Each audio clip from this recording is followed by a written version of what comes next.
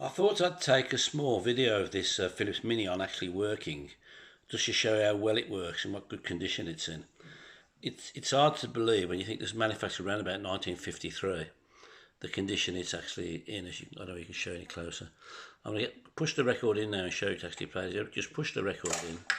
As the record goes, the thing starts, the needle comes down and away it plays.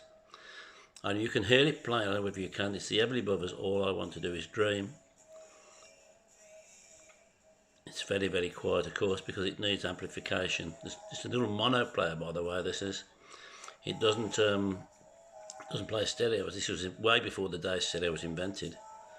As you can see, the unit itself is absolutely, probably as good as you could possibly get. This is the first time I've ever seen one of these units actually working. Normally you pop the lid off and they're rusted up like hell inside and corroded and God knows what. There's you know, this actually, you can actually see it's actually very, very, very, very clean inside. Just a bit of dust. The stylus is perfect. There's nothing wrong with the stylus. It's running at a very good speed. And you can hear the actual sound of the music. The actual sound is very good. As good as it gets for the sort of 1953 record player. This, of course, was made when Philips was Philips, when they made quality items, but that's just a brand anymore. So there we are. I'm going to let it run for roughly 2 minutes, this record, and I'm just let it run off. 9 times out of 10 it stops at the end of the record, depending on the record itself, of course.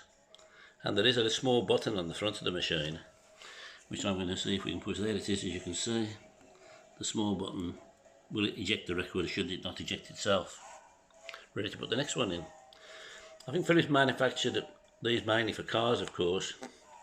Very few of these were actually manufactured for home use. This is a home use unit. It's 240 volts or 110. I believe you can select it down to 12 volts if you wanted to use it in a car.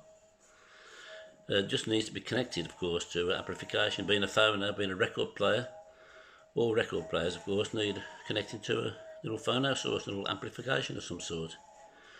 I've had this playing in the past from my stereo and it works very, very well.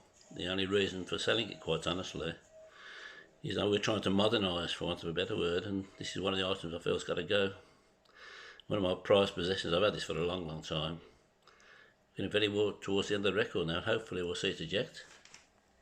And there it is ejected. I don't know if you saw that, but it's ejected perfectly. And there's waiting for the next record to come. And you simply then just pull the record out, of course. It's come forward, the record has. And there you are. And out comes the record. Simple as that. So that's the Philips Mignon 45 playing record player. From around about the 1950s, 53, something like this. Okay. Bye-bye.